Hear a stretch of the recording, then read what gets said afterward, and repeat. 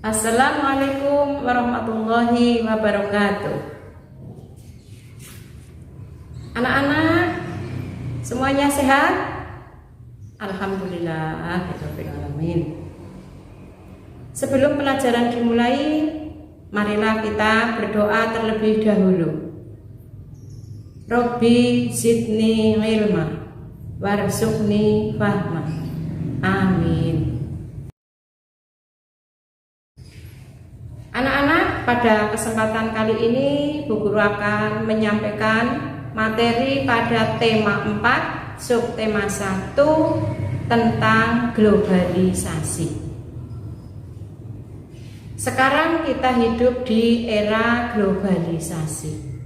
Kita sering mendengar kata globalisasi. Apa itu globalisasi? Apakah ada yang sudah tahu? Baiklah, globalisasi adalah suatu proses yang menyeluruh atau mendunia, di mana setiap orang tidak terikat oleh negara atau batas negara. Atau bisa dikata globalisasi itu artinya proses mendunia. Nah, globalisasi ini ada faktor penyebabnya. Apa saja faktor penyebab globalisasi? Antara lain yaitu adanya perkembangan teknologi, informasi, dan komunikasi. Ini yang berperan untuk kemudahan dalam transaksi ekonomi antar negara. Itu salah satunya. Nah, globalisasi juga ada segi baik dan ada segi yang tidak baik. Atau globalisasi itu mempunyai dua dampak atau dua akibat, yaitu dampak positif dan dampak negatif. Kira-kira apa saja yang termasuk dampak positif dari globalisasi? Antara lain yang pertama, dengan adanya globalisasi, dampak positifnya ya antara lain memudahkan dalam transportasi. Ini sudah bisa kita lihat di kehidupan sehari-hari. Transportasi itu sekarang sudah canggih, ada pesawat terbang dan sebagainya. Kemudian yang kedua, dampak positif globalisasi yaitu komunikasi semakin mudah, yaitu dengan menggunakan HP ya. Seperti yang sudah kamu ketahui, semuanya sudah punya HP. Itu antara lain dampak positif dari globalisasi. Kemudian selain dampak positif globalisasi juga ada dampak yang tidak baik, yaitu dampak negatif.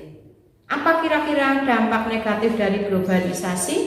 Antara lain yaitu sikap kepedulian, sikap gotong royong itu sekarang sudah berkurang. Orang itu sudah mementingkan dengan egonya. Kemudian yang kedua, budaya dan adat istiadat sudah terkikis. Budaya itu sudah luntur, terutama budaya-budaya daerah. Kemudian yang ketiga, informasi tidak tersaring. Terus banyak perilaku buruk yang bermunculan dan munculnya sifat individualisme atau sifat egoisme, terlalu mementingkan dirinya sendiri. Itu dampak-dampak yang tidak baik. Nah, sekarang contohnya, contoh globalisasi itu terjadi di beberapa bidang, antara lain di bidang iptek. Apa itu iptek? Ilmu pengetahuan dan teknologi. Contoh globalisasi di bidang iptek, yang pertama itu adanya pesawat terbang sebagai alat transportasi. Yang kedua, alat komunikasi sekarang seperti HP, itu internet, adanya laptop, itu membuktikan adanya globalisasi di bidang iptek.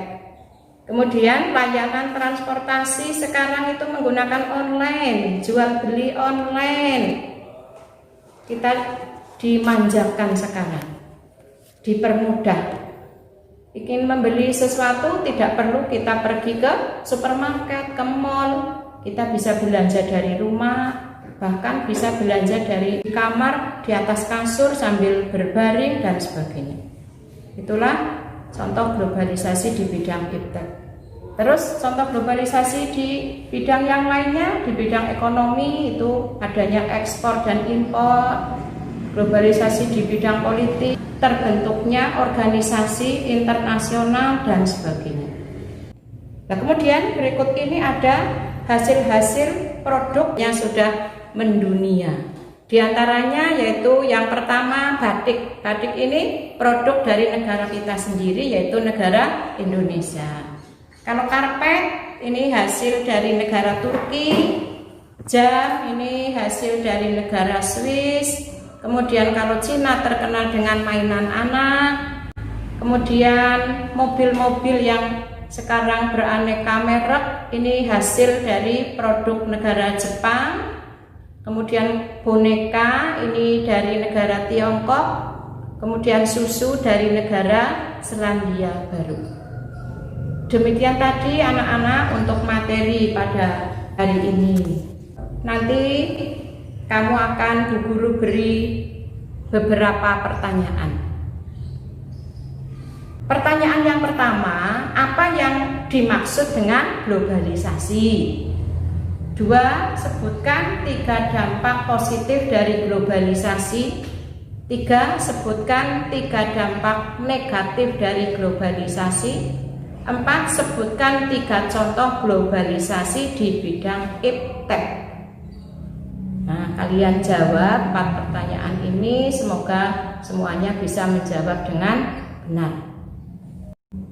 Demikianlah tadi pembelajaran pada hari ini dan Bu Guru akhiri. Wassalamualaikum warahmatullahi wabarakatuh.